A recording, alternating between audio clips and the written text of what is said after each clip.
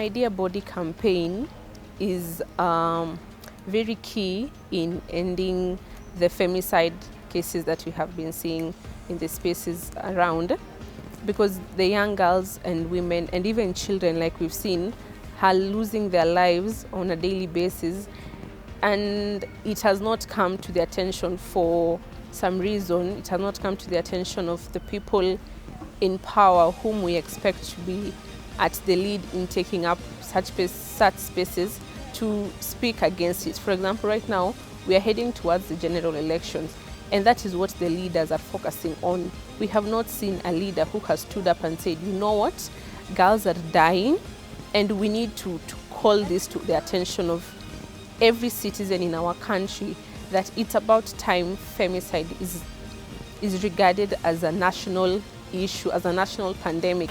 What is your struggle and what is your goal, and how are you engaging now male?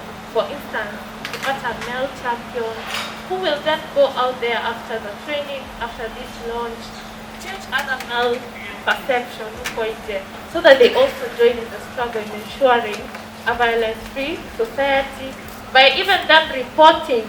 Wasiogope kuripoti kwamba amepigwa, amekuwa discriminated, right? I came here as a male ally, and our role in ending these the femicide culture and the femicide issues is we're having conversations with fellow men, because as we know, it is men who are enablers by a greater percentage of the femicide. So I'm here as a male ally to come and represent my gender as male, and also when I get outside there, I get to dismantle this information about anti-femicide, the reason why it needs to end, the reason why we need to have these statistics going down, the reason why we need to have better ways of solving issues, and by then we minimize this the numbers on femicide. Femicide has also affected the family that is left behind, that is the bereaved family.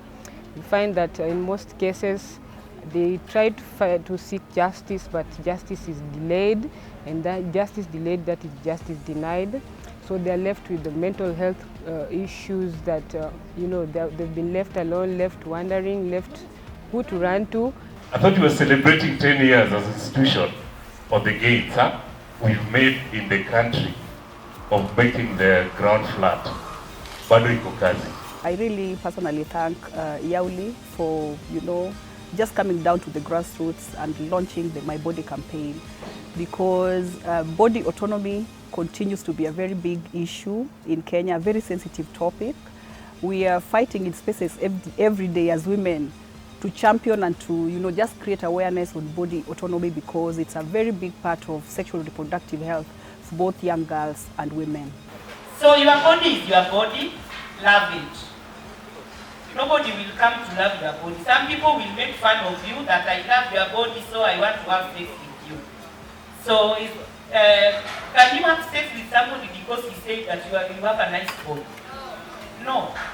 Be yourself. My commitment as a male ally is to raise a generation of young boys and men who will respect women's rights, and who will not be enablers and perpetrators of the femicide and the SGBV. My commitment to ending femicide is that as Hawa Maria Kuni, I pledge to take very seriously any act of violence that might lead to femicide very seriously at my own personal level, such that if a friend of mine tells me that such and such a thing has happened, I make sure that I help them, I empower them to know, for them to understand the channels that they should follow and how not to be a bystander in the fight against femicide. The commitment is a sexual gender minority, as a human rights defender, an activist, and as a feminist, is to create more awareness about femicide, to create more awareness about sexual and gender-based violence,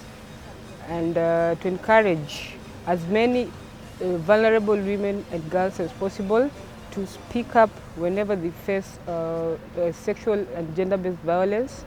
And anytime they read the red flags, I would encourage young girls and young vulnerable women to come out of toxic situations and speak about their challenges before it gets dangerous and before it gets to before it leads to death.